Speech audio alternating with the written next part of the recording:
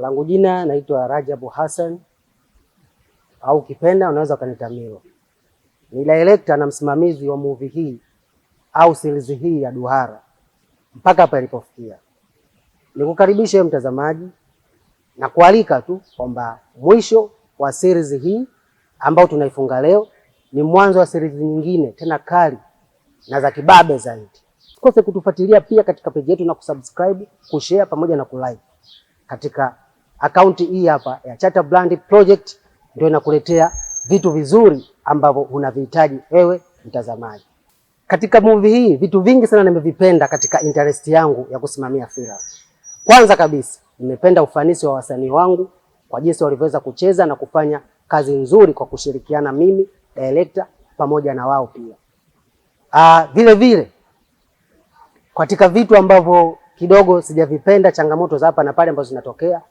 Hizi zipo tu, muda mwingine msanii anachelewa kufika location, muda mwingine msanii ana delay, muda mwingine msanii anashindwa kutekeleza majukumu yake, lakini ni changamoto ndogo ndogo ambazo zinatokea sana katika sanaa.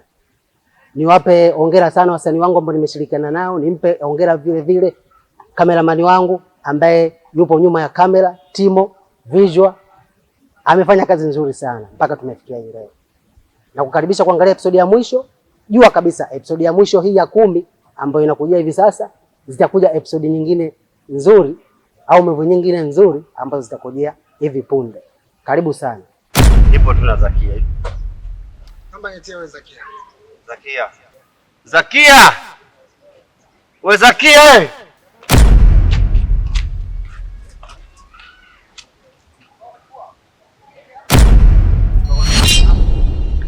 Kumbavu.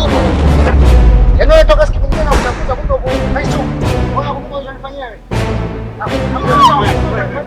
Oya. Oya. Sasa nakwambia.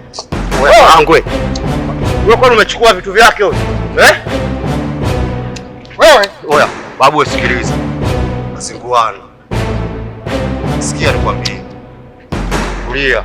Njoo tuongee mwanangu. Oya. Nielewe.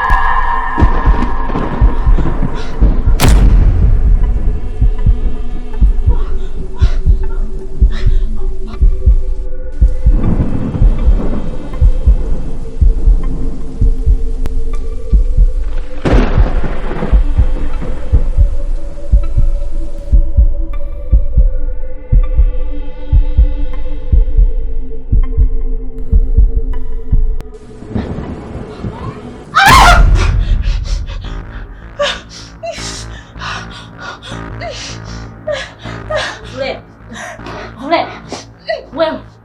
Nini? Zule. Dada. Tulia kwanza.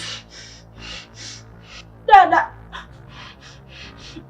Mzoko mimi kila siku naota mtoto shangazi ananikimbiza.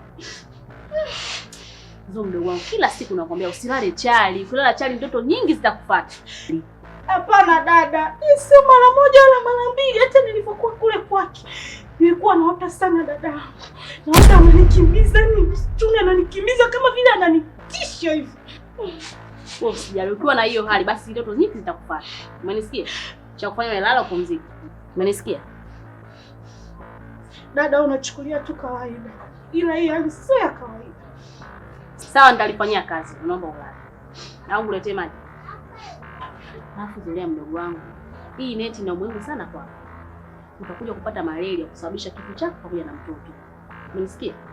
Kwa kila ukila unapaswa uweke hii neti kwa ajili ya afya yako. Umenisikia? Sio uchukulie maji. Ujue dada, naona hili sio la kawaida. Lakini sio kawaida. Kwa nini kila siku ni moja yeye na sio mtu mwingine?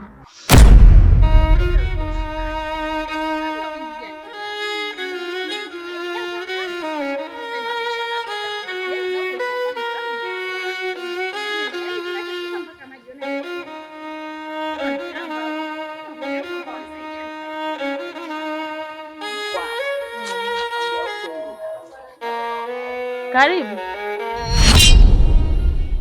Milo. Asante sana Zuleha. Ina maana mimi sasa hivi umenifanya wewe boge nazi yani. Umenifanya mimi punguani, si ndio?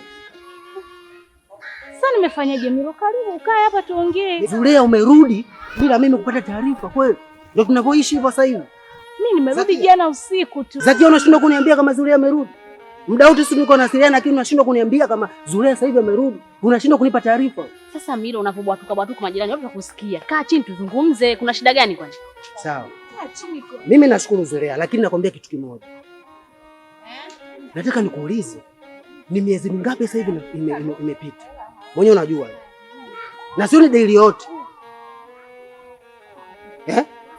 Usifanye hivi basi Milo. Milo, umekuaje kwani? Zakia, Zuleha, naomba unisikilize. Leo hii mguu wako, mguu wangu. Nahitaji tuje tukapime ili tujue kama kuna nini humo ndani. Aidha unanidanganya ama ni kweli nitakuja kujua leo.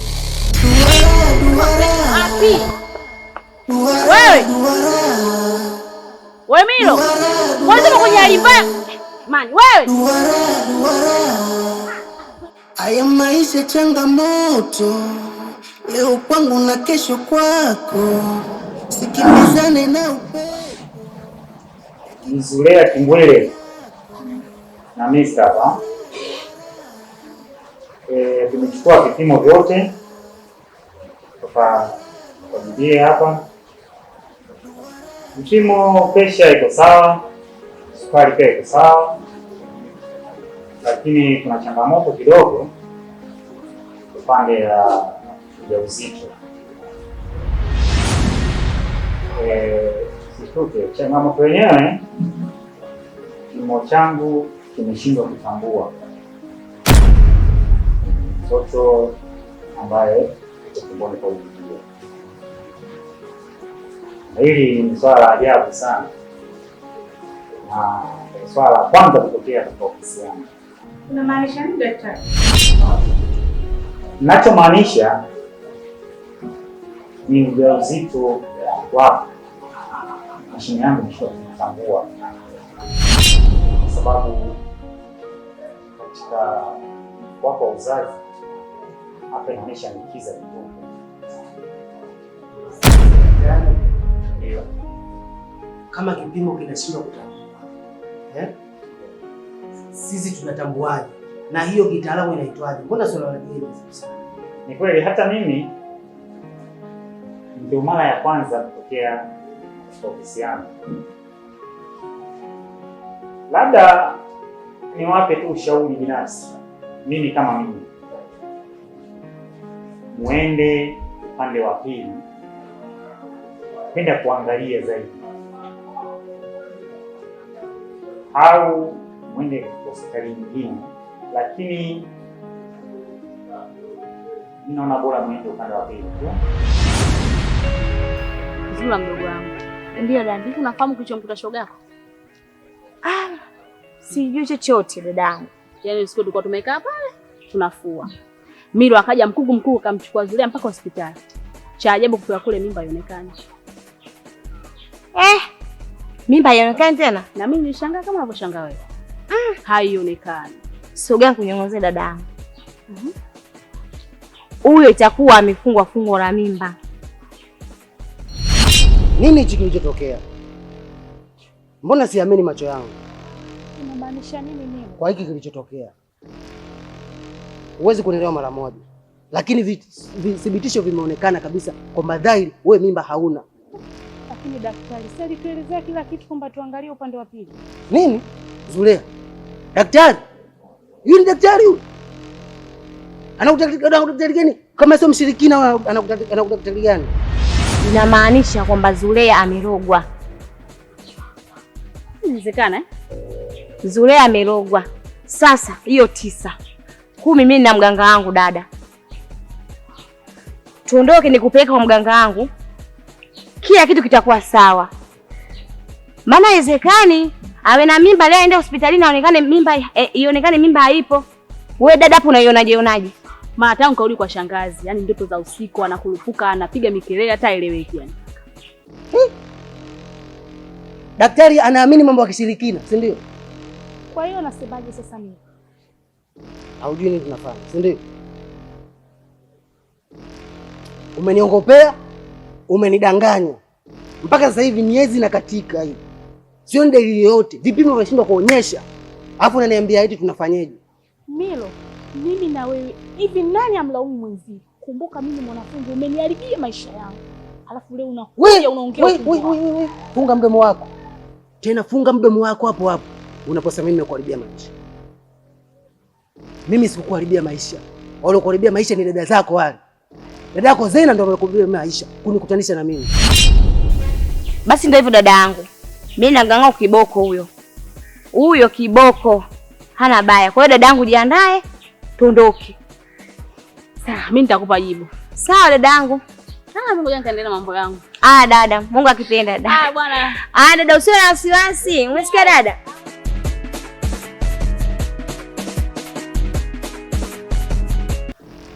Leo dada zangu wapumbavu. Nadilika kusema hivyo. Milo, asante. Mimi sitakufunza, ila ulimwengu ndio utakufunza. Kwa maana mzaa utumbua usaa. Teleza chura au sio? Asinizui mimi kunywa maji hata siku moja. Nenda huko bwana. Kunywa babako.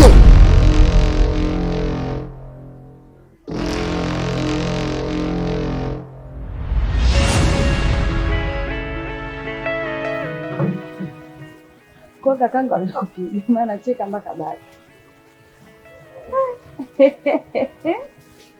Mjanja mzima.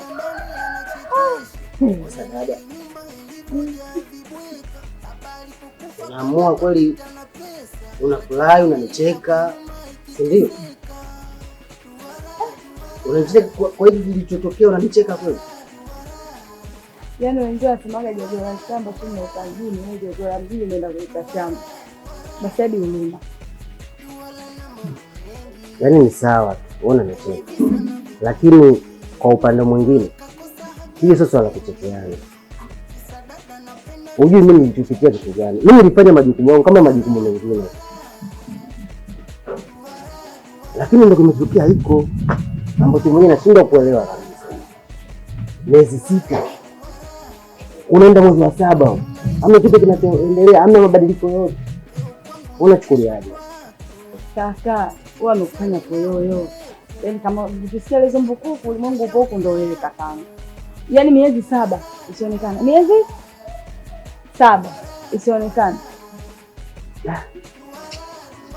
Mimi nitasijui. Dada, hebu nishauri kitu juu ya hili sana. Nimetumia gharama nyingi unajua? Nyingi ambazo hata hazielezeki. Nataka kitu fulani mimi natekeleza. Nataka hichi mimi nafanya. Lakini imetokea hivyo. Mimi nawasha. Tutapata gharama hizo. Kisiate hivi, unaona? Mimi nakusikiliza wewe mwanangu. Utavutaka mimi ndo nataka hivyo. Mimi nashindwa hata kuelewa. Yaani sijui kweli tupate ama si tufanye. Mimi amna tatizo, tuondoke.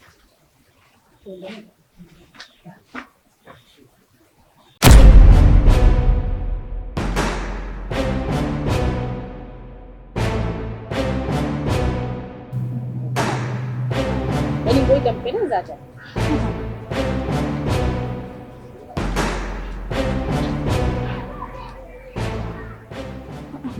Karibuni.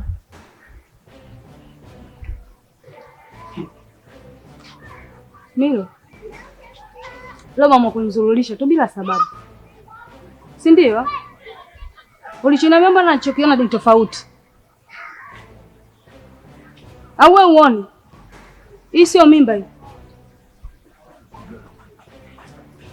Acha mimi Zakia, mbona sielewi? Kuna nini ambacho kinaendelea? Mimi tangu sio umekuja nilikwambia tukae chini tuzungumze, kwa sababu tangu karudi yuko shangazi anaota ndoto za ajabu kila siku. Huyu alifanywa michezo, wewe kaambia mkuu kaondoka naye. Yaani huyu mimba ilifichwa, mambo ya kishirikina. Tumeenda sehemu kafichuliwa, ndio hiyo mimba inaonekana kama unavyoona. Haya mambo yapo, msidharau. Si unaona leo? Hilo. Kuna shida gani? Una shida gani wewe kaka kwanza? Unajua mimi sikuelewi, kila siku nakwambia punguza kukurupuka. Nini kama chafya? Labda nikwambie kitu dadangu. Sio kukurupuka. Juzi. Si nimetoka hapa mimi. Kwa mwanzo hapo kwamba michezo hujaelewa, sio? Umenishawishi bure mimi kunileta huku. Na ndio ukiambiwaga dunia ndio hii hapa. Sasa ndio dunia yenyewe umeiona. Chagua moja, tunaondoka. Tunabaki hapa. Na ushanifezeesha. Unajua? Yaani nashindwa hata cha kusema. Lakini ili swala mimi sijawahi kuliona katika maisha yangu kwa kweli.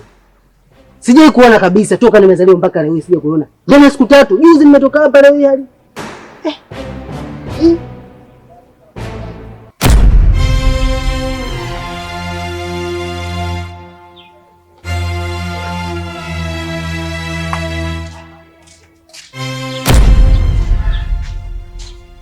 Habari ya saizi dada? Salama, karibu. Asante, najua unanitambua vizuri tu. Nilikuwa na ndugu zako wawili. Nahitajika serikali ya mtaa. Ndugu zangu wapo. Huyu mmoja kakimbia muda mrefu. Na huyu mwingine yuko hatua za mwishoni kujifungua. Ndio nampelekea chakula hospitali. Basi nashukuru ndio alikuja kwa ripoti kama itajika serikali ya mtaa. Basi serikali itachukua jukumu lake. Asante.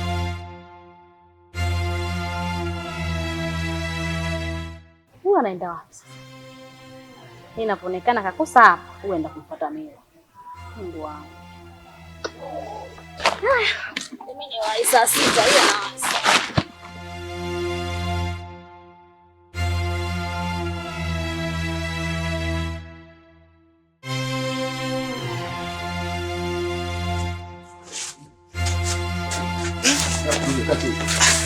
Kachi, pande vipi kwa kachi? Nini sasa? Kachi. Ninakosa gani sasa?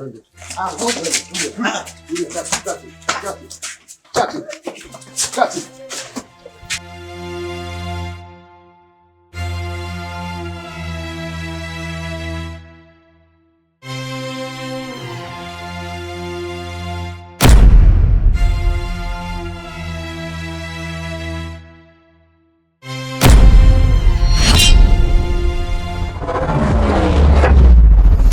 Kuongea na nyinyi wanafunzi wenzangu na kuwafundisha. Dili sana na masomo, usikimbilie sana haya mambo. Unaniona mimi leo nipo hivi. Ina maana hapa masomo tena ndo basi tena ndo nimeshaharibikiwa. Sasa na wewe ukifanya kama vile ambavyo mimi nilishawishiwa na Milo, ndo mpaka nikaja kupata hii mimba, basi na utakuja kupata hii mimba, utakuja utaharibikiwa. Cha kukushauri, soma kwa bidii, epuka vishawishi. Epuka na kila changamoto utakayokufikia ili mradi uje kutimiza ndoto zako za baadaye.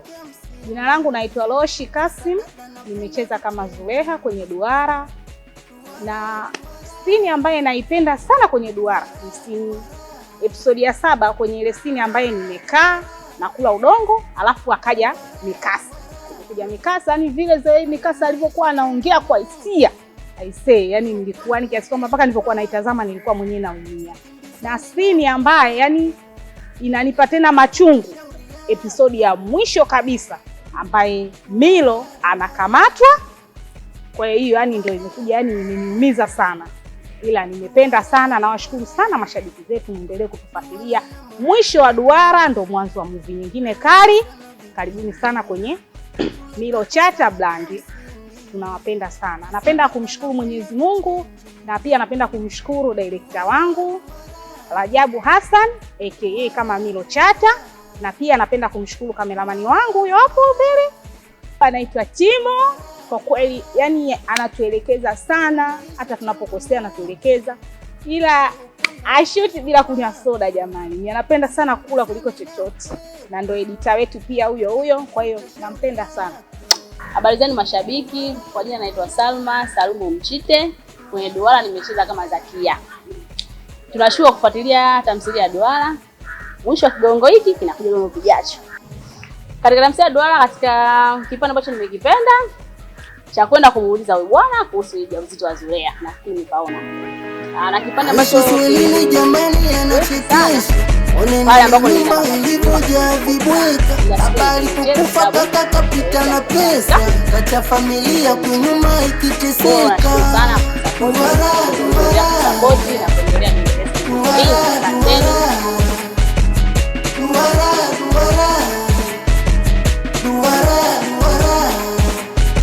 Duara na mambo mengi penye visa na vijingi, yule kakosa haki ya msingi, kisa dada napenda vichenji. Duara duara duara duara duara duara duara duara. Haya maisha changamoto, leo kwangu na kesho kwako, sikimbizane na upepo, yakikukuta shauri yako. Duara duara